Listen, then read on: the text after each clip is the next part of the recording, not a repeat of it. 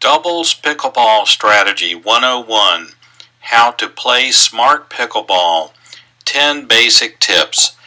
In this video we will show you how to play smart or high percentage pickleball. The biggest thing holding back most intermediate players is not their ball striking skill. Instead, it's failing to understand smart play. Before we get started with the specifics, let's talk about a main strategy objective of pickleball, which is getting your team to the net as quickly as possible.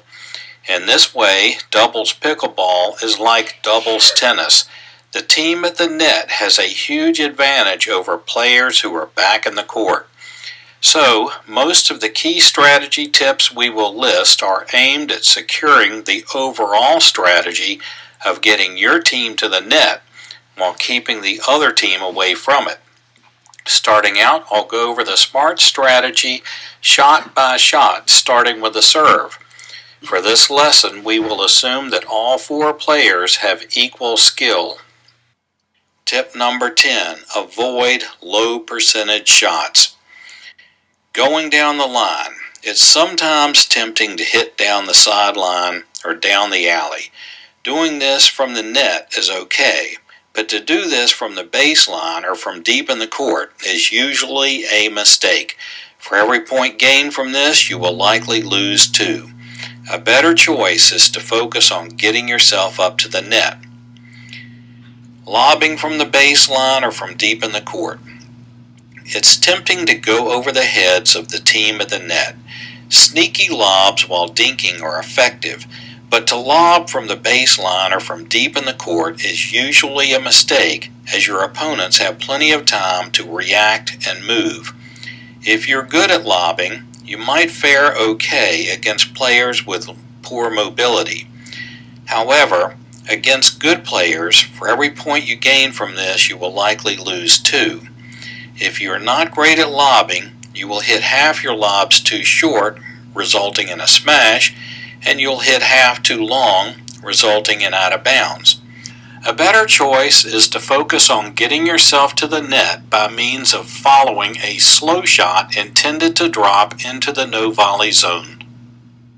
Now we have some quiz questions. Have fun with this. Okay, let's start with an easy one. This is your team over here. These are your opponents over here. One of your opponents has been drawn over to the sideline. If this guy's in the middle, this guy's over at the side, that's going to leave about a 15-foot space between your opponents. Let's say the ball is here. Where should we hit the ball?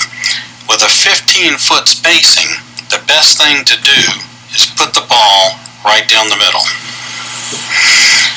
Again, with a 15-foot gap, it's going to be very difficult for them to get a ball if it's hit right down the middle.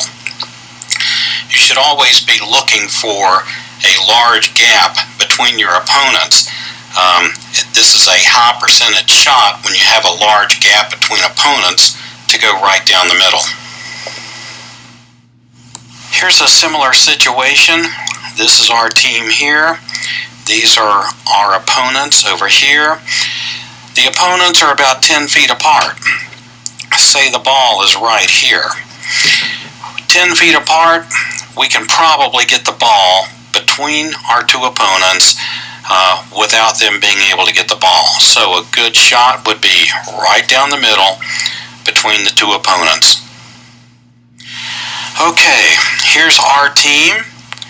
These are the opponents over here. This is you. You've been drawn over to the side. This is your partner over here. So, you have the ball over here somewhere. You've been drawn over to the side. Where should you return the ball? Well, it'd probably be a mistake to return it to this guy, who's then going to hit it right down the middle.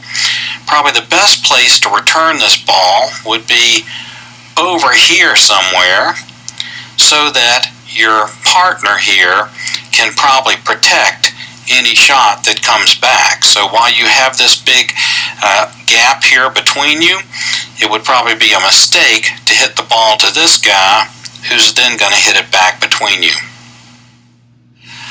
Okay, here's your team here. Your opponents are up here at the net. Notice that you and your partner are not up at the net. Of course, whenever you're not at the net, you'd like to try to be getting to the net. Suppose you have the ball here, and what should you do for your next shot?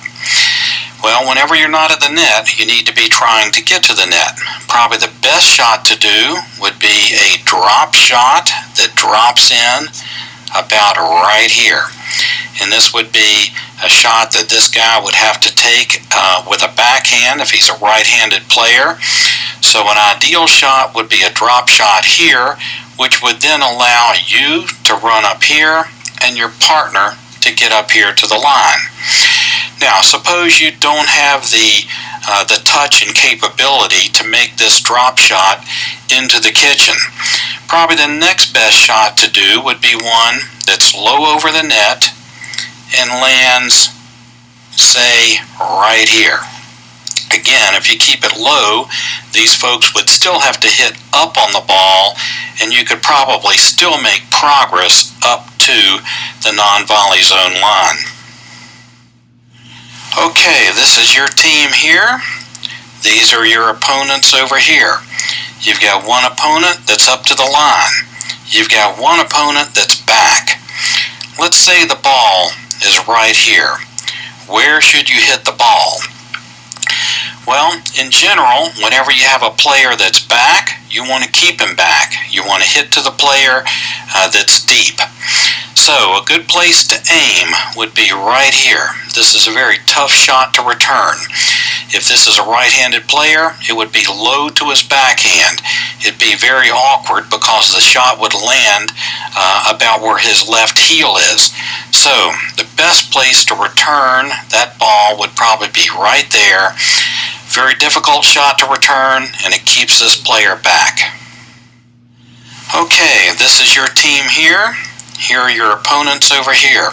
One opponent is up on the line. You have another opponent that's very deep in the court back here at the baseline. Let's say the ball is right here. Where should we hit this shot? Again, we've got a player that's deep in the court. Usually when they're back, we want to keep them back. But we shouldn't aim for a spot that's within about 4 or 5 feet of the back line. We don't want to hit the ball out of bounds. We need to have a little bit of safety margin there. So the best shot to aim, but best place to aim would be about right here. So we'd seek to put the ball here. It would still be very difficult to return. It would be low to the backhand if this is a right-handed player, and that would probably keep this player back. Okay, this is your team here. Your opponents are over here. One opponent is up at the net. One opponent is back. Let's say the ball is right here, at this location here. If we can't smash the ball, we'd probably want to aim for a spot here. Remember, we don't want to aim too far back. We don't want to go out of bounds. We should leave, say, about 3 feet from the side, probably 5 feet from the back. And a good spot would be, say, right here. Now, if the ball were over here, and this guy's at the back line, this guy's up here at the net, that would then give us probably at least a 13-foot separation there. We could probably hit a shot to go between them like that. Okay, this is our team here. These are our opponents over here. We have a smash opportunity. We have a ball that's very high. We have the capability to smash.